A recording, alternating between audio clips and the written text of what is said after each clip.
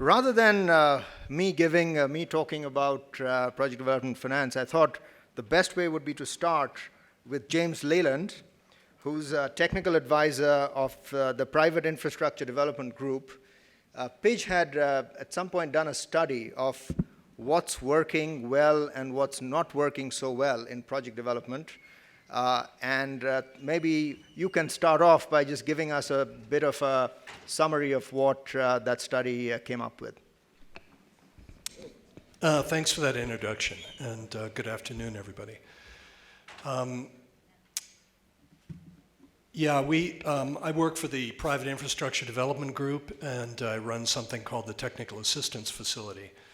And for those of you who don't know, Pidge is an association, I think is an association of 8 donors now, and they've set up a number of companies that develop and invest in infrastructure projects, primarily in Africa, but also to some extent in Asia.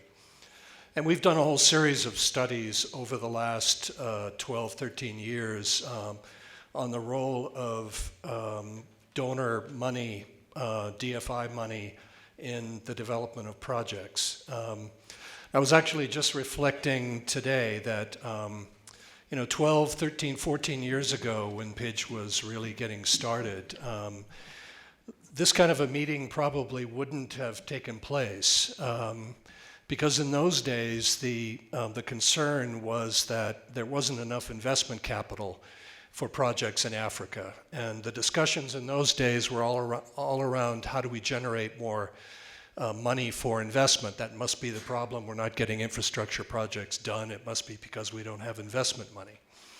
And in 2005, after the Gleneagles Summit, the Infrastructure Consortium for Africa was set up to discuss these kinds of issues. And I remember vividly the first couple of meetings of the consortium. We had African officials kind of on one side, the G8 and the World Bank on the other side. And the discussion in those meetings was kind of dominated by an ongoing disagreement about why the World Bank and why the private sector and why the donors were not funding more of the priority infrastructure projects that had been identified by national governments, the regional economic communities, and the AU, and so forth. And the discussion always went the same way. The government officials always said, how come you're not investing in our projects? There must be something wrong. The private sector is not helping. The World Bank is not helping. We're not getting the investment we need. And the World Bank people usually led the response, and it always went something like this. These are not projects yet. These are not projects that have been developed to the point where it's clear that they're going to be bankable projects. So not only can the private sector not yet invest in these things, but the World Bank can't do that either. We've got to spend money now to get these projects prepared. And I sort of remember that as a kind of turning point where everybody began to focus on the need for project preparation. The need to spend money on a project well before it reaches financial close to demonstrate that it's a bankable project. And beginning in about 2003, 2004, everybody began to start focusing on preparation. And we realized that it wasn't the lack of investment finance, it was the lack of bankable projects. There was, in effect, a project preparation gap in Africa that was holding back investment. And it didn't take long for everybody to kind of focus on this. And I think beginning at about that time, the DFIs and donors began to think about putting a lot more money into preparation.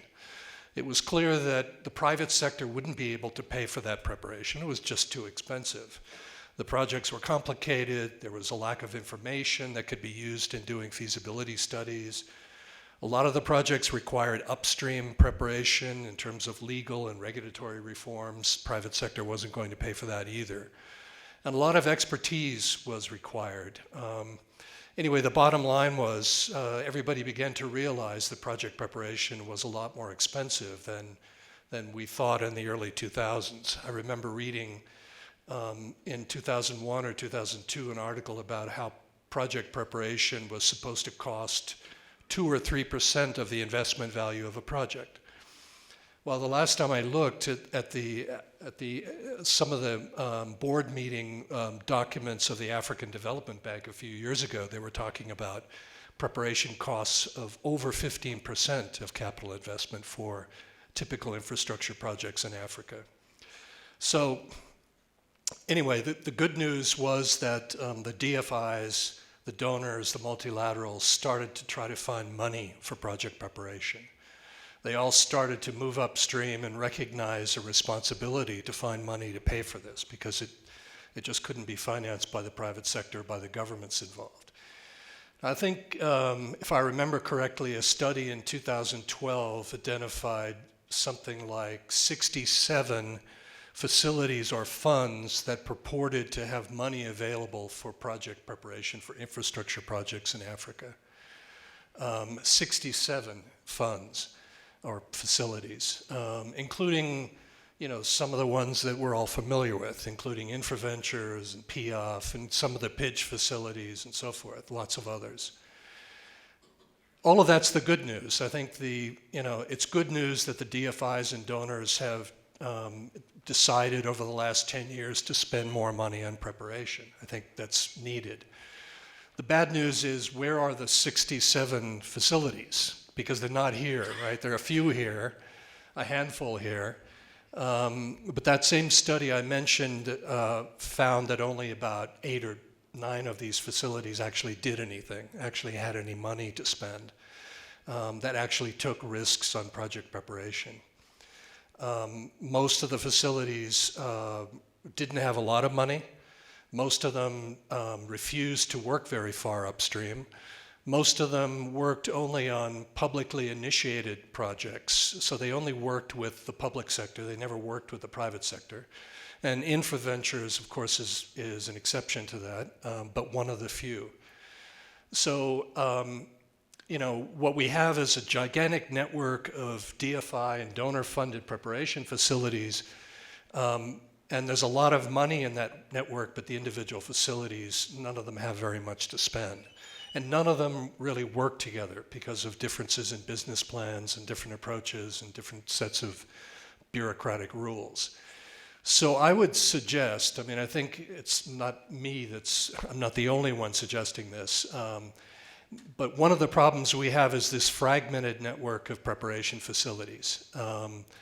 It's hard to find them, it's hard to access their money, it's hard to do what they want done. And somehow that network has got to be rationalized. And this is something that has been recommended pretty frequently over the last 4 or 5 years. It would help if the donors could rationalize this network, get rid of the smaller facilities, put more money into 1 or 2 facilities or 3 facilities, and just try to get this whole program moving in the right direction. Now, having said that, Africa 50 is definitely a step in that direction. That's one of the things I think that was behind setting up Africa 50. The World Bank's Global Infrastructure Facility is another example of trying to scale up preparation activities. And Power Africa probably fits into that category as well. So there's some initiatives being taken, but we're still burdened with this huge, complex network that is just not being very productive. So on the one hand, I think the DFIs and donors have the right attitude. They're doing the right thing, and they support my facility, the work that I do in the PIDGE group, and I'm grateful for that. But I think there's a lot more that has to be done to kind of scale this up and make it really work for the private sector especially. Sorry, that's probably enough from me. James, thanks. No, that was great, because you not only did a bit of a diagnostics of what's going on the project preparation side, but you also started moving into sort of the future. Where do we go from here? Which is fantastic. Doing business in Africa. You can't afford to be without Africa Investor.